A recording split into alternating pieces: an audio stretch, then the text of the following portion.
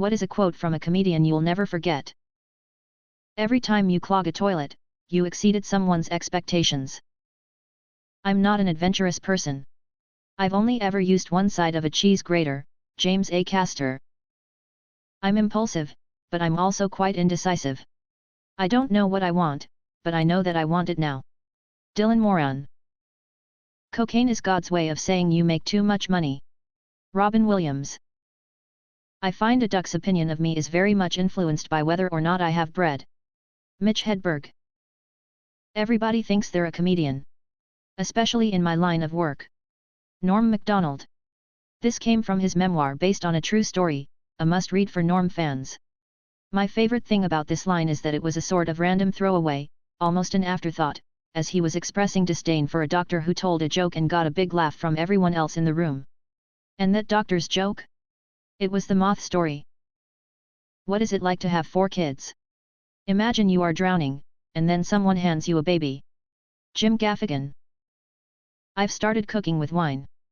That sounds so fancy, cooking with wine. What I do is I get drunk and I make rice. I tell my friends come over, I'm cooking with wine. They come over, I'm drunk, and there's rice everywhere. Kevin Nealon. So, I sit at the hotel at night and I think of something that's funny. Or, if the pen is too far away, I have to convince myself that what I thought of wasn't funny. When you are on fire, and running down the street, people will get out of your way. Richard Pryor. I don't like country music, but I don't mean to denigrate those who do. And for the people who like country music, denigrate means put down. Bob Newhart. I remember quite a few of his routines by heart, but this one comes to mind first. Take Idaho's license plates, they say famous potatoes. Then there's New Hampshire, their license plates say live free, or die. I don't know, I think that somewhere between famous potatoes and live free or die the truth lies. And I think it's closer to famous potatoes. George Carlin. You can't have everything. Where would you put it? Stephen Wright. When Norm Macdonald was on Comedians in Cars getting coffee and he brings up Cosby, Seinfeld seems uncomfortable. Norm, now do you think Cosby's legacy will be hurt? Jerry, yeah. Norm, you do, hey? I mean, there's a comedian, Patton Oswalt, he told me, I think the worst part of the Cosby thing was the hypocrisy. And I disagreed. Jerry, you disagreed with that? Norm, yeah, I thought it was the raping. When you are dead, you do not know you are dead. It's only painful and difficult for others. The same applies when you are stupid. Serious, what is the most successful lie in history? Some tech for background. Have you ever heard of a radar detector? How about a radar detector, which the police use to see if you have a detector? Ever wonder how they work? I mean, a radar detector is a receiver, how could the police possibly know you have one? Until recently, practically every radio used a concept called superheterodyne. Basically there's a tiny radio transmitter in your receiver, that signal is mixed with the one from the antenna and the result is what your receiver tunes to.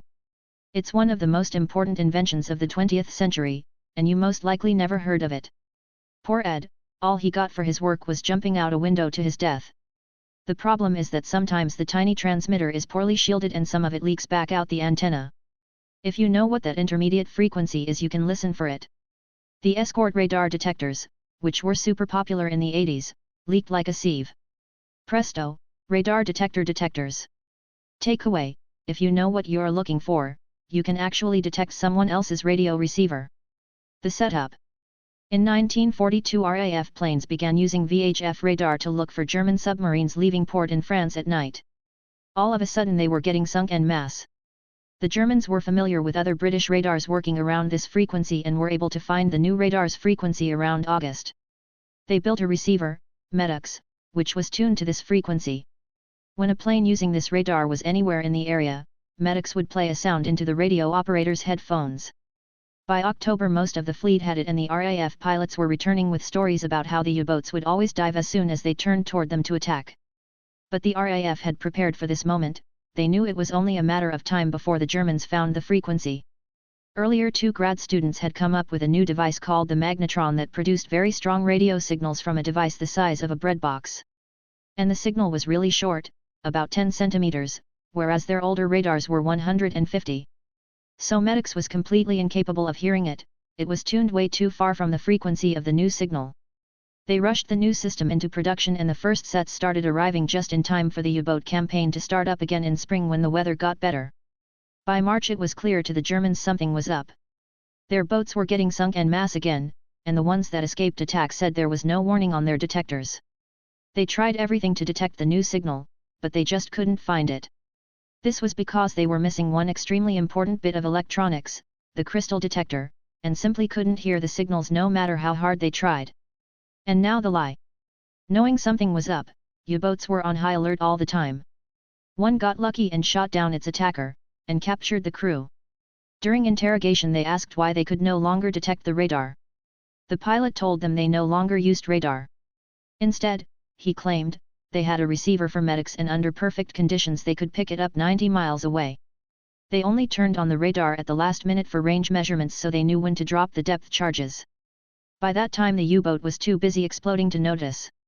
The Germans didn't believe him, but it was technically possible, one can indeed make a receiver to detect your receiver.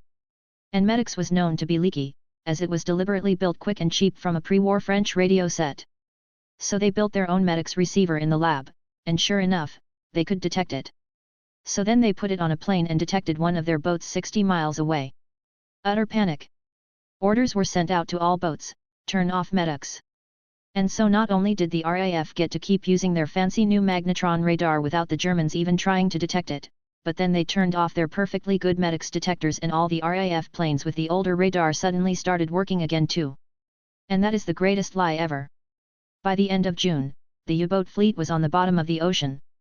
This was not due entirely to this trick, there were a number of things that all arrived at almost the same time that did it. It was the combination of the new radars, Huff-Duff, larger numbers of frigates dedicated to the task, the lack of any detectors on the U-boats that made even the old radars work again all arrived within 2 months. And that was that. The Germans finally figured it out sometime around November. Apparently the pilot made the whole thing up on his own. This little white lie helped open the Atlantic to the convoys of 1943 that led to the end of Italy's involvement and ultimately day. Updates, fixed the GRSP, added links and minor changes to satisfy the Debbie Downers. That diamonds are valuable. Made one family really rich though lol. End number X200B. Gotta love how many people try to defend their artificially inflated value. Just shows how well the lie continues to work lol. Frank Abagnale Jr., the inspiration for Catch Me If You Can, apparently wasn't as big of a con man that the movie leads you to believe. He conned people into thinking he was a bigger con man than he actually was. We are using mass surveillance to help catch terrorists. I acknowledge that I have read and agree to the above terms and conditions. Iceland and Greenland. I before E except after C. Unless your foreign neighbor Keith offers you 8 counterfeit sleighs from feisty caffeinated weightlifters. Weird. In the 90s kids spread the rumor that Marilyn Manson had a rib removed so he could suck his own D***ck. We spread this rumor across the entire country without the use of cell phones or the internet. Trojan horse comes to mind. That lobbying isn't just bribery with extra steps. One that we'll never know was a lie. When the Allies tricked Germany into thinking D-Day was happening at other locations which weakened their defenses at the primary landing points. It's not you, it's me. That fat is harmful to your diet. That was just false information. And by trying to replace fats with sugar, obesity became an epidemic. That black people and watermelon are racist stereotypes. The truth is that when the slaves were freed they grew and sold watermelon as a way to earn money to feed, clothe, and house themselves. The watermelon was actually a symbol of freedom and self-reliance for newly freed slaves. What happened was that the former slave owners saw this and started a propaganda campaign to turn white people away from buying N-food as they called it. It's probably one of the earliest examples of the press manipulating the truth for its owners. This is where the big lips and eating like animals pictures came from. When black people started selling chickens, the same thing happened. Only this time it came in movie form. The black people and fired chicken thing started in Birth of a Nation, the racist as fuck KKK movie. What should be symbols of freedom and self-reliance to a people struggling after centenaries of slavery were twisted into symbols of shame. So much so that 100 years later they are both still seen with negative connections. What is an unrealistic sexual fantasy / fetish that you have? An eldritch horror mommy that embraces me and tells me everything will be alright. Definitely public sex, but I am a rule follower and have way too much anxiety to ever act on anything like that. LMAO. Edit. No. I don't want to have public sex with you. The issue is not a lack of another willing participant. Don't message me LOL. Basically I want to clone my husband. You see, he has a very particular set of skills he has acquired over a very long career, skills that make me wish he could be in 2 or 3 places at the same time. Being abducted by some rich demon or vampire and being their little slave or pet in exchange for money, gifts, and a cozy place to sleep. Basically a sugar baby, but cooler. Wanna get screwed in a 15th century style fantasy world by a rugged but sensitive man with a mysterious backstory who's been paid to escort me across the country. I'm a beautiful princess in a flowy green velvet dress. BTW. Edit. More things occurred in Game of Thrones than the Lannister incest twins, guys. I don't wanna screw my twin brother. Edit 2. Thank you all for reminding me Princess Bride exists. Haven't seen it in ages and it's perfect. The guy's pretty much my type as well. Outlander was a good suggestion as well. I would like to know the difference between a female orgasm and a male orgasm. I'd like to be in a FFM threesome with my fiancé, but I don't think I would like how that would affect our relationship. So it's nice to think about, but I wouldn't act on it. Have sex with my teachers / professors. Unrealistic because I take my education very seriously, so strictly professional. But the thought is still very hot though. Several women go down on me while I complete the New York Times spelling bee in peace. I'm sadly too old for my preferred portion of the student / teacher scenario. Time machine and have sex with the girls that were into oblivious, younger me. Shrink me down and shove me up there.